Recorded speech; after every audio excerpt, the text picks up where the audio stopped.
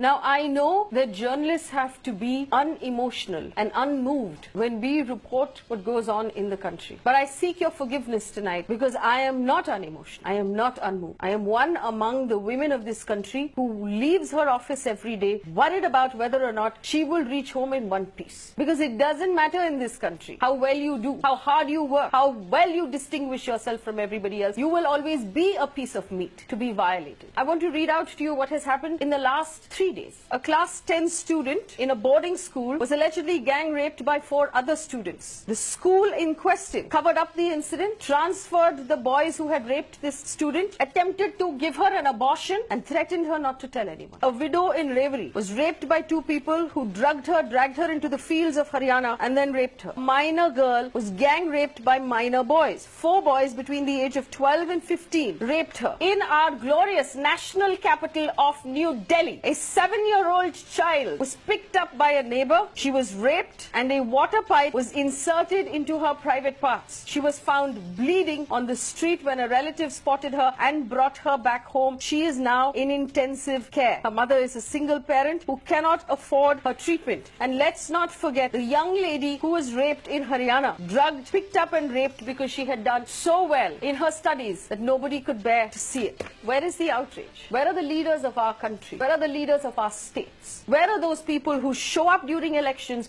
to ask us for votes? We are one half of this country. We are one half of the votes. We are citizens. We are not as important, obviously, right now as all of the other things that the government is focused on. When was the last time someone in government came out and talked about the problems we're facing, acknowledged that they are failing us, talked about how they're going to change anything? Look at the data. The Nirbhaya fund is not being used. The fast track courts are not being improved. We are not actually getting cops who will help us out. The cops are actually chasing after VIPs instead of providing us with basic security. We are not important. And this is not a question of politics. I don't care which party you are from. If you are in charge, you better be doing your job. And if we are having to report these many rapes in one day, then you are not doing your job. I refuse to walk away from this with the answer that India is a sick country full of sick people who are constantly raping. India is a country where law and order has collapsed and you have abandoned the citizens of this country. This is not a woman's issue. This is not an issue about women. Every man watching today has a woman he loves,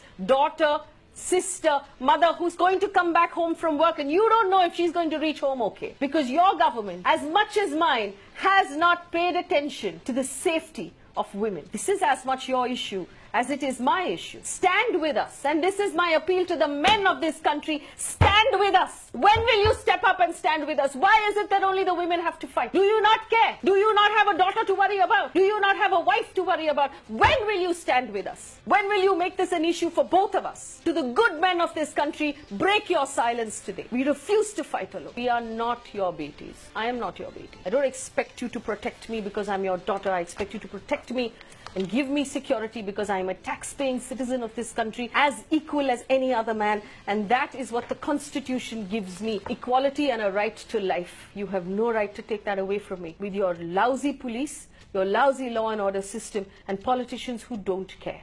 We will take back this country because it is ours.